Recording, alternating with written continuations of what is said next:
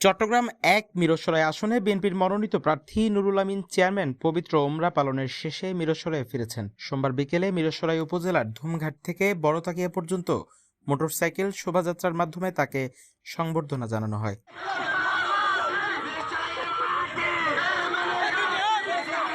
শোভাযাত্রা শেষ হয় বড়তাকিয়া বাজারে, যেখানে পথসভার আয়োজন করা হয়। পথসভায় নুরুল আমিন চেয়ারম্যান বলেন, অল্প সময়ের মধ্যে নির্বাচনের তফসিল ঘোষণা করবেন।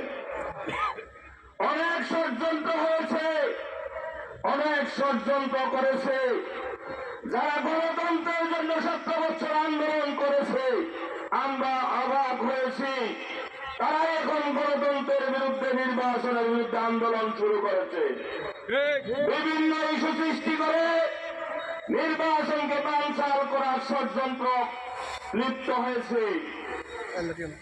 বাংলাদেশে গণতন্ত্রের নির্বাচনে যে অগ্রযাত্রা শুরু হয়েছে, আপনাদেরকে বলবো সেই অগ্রযাত্রা আপনারা রুখে দিতে পারবেন না। সম্ভব নয়। বাংলাদেশে যে নির্বাচনী যাত্রা অব্যাহত আছে, অব্যাহত থাকবে। আপনারা যত ষড়যন্ত্র করেন, নির্বাচন বন্ধ করতে পারবেন না।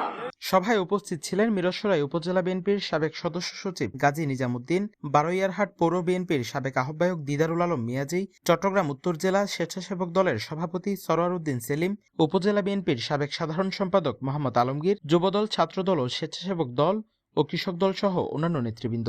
আমরা অবাক হই, ৭০ বছর তাদের অনেক লোক শহীদ হয়েছে, অনেক লোক মারা গিয়েছে, অনেক লোক নির্যাতনের শিকার হয়েছে, জেল জুলুমের শিকার হয়েছে এই গণতন্ত্রের জন্য কথা বলতে গিয়ে। আজকে হঠাৎ তারা বলে গণতন্ত্রের দরকার নেই, নির্বাচনের দরকার নেই। কোথায় থেকে তারা কি পেয়েছে, কেন নির্বাচনের বিরোধিতা করতেছে জানি না। আমরা তাদেরকে আমরা অনুরোধ করব, জাতীয়তাবাদী শক্তি এবং ইসলামী মূল্যবোধের শক্তি দীর্ঘ সময় স্বৈরাচার বিরোধী আন্দোলন করেছেন। আলহামদুলিল্লাহ আমরা সফল হয়েছি, আপনারাও সফল হয়েছেন। দেশ গঠনে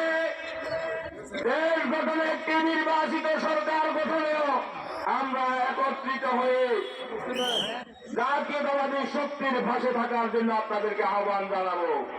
এ সময় মোটরসাইকেল শোভাযাত্রা ও পথসভার মাধ্যমে মিরসরাইবাসী মনোনীত প্রার্থী নুরুল আমিন চেয়ারম্যানকে ফুলেল শুভেচ্ছা জানান।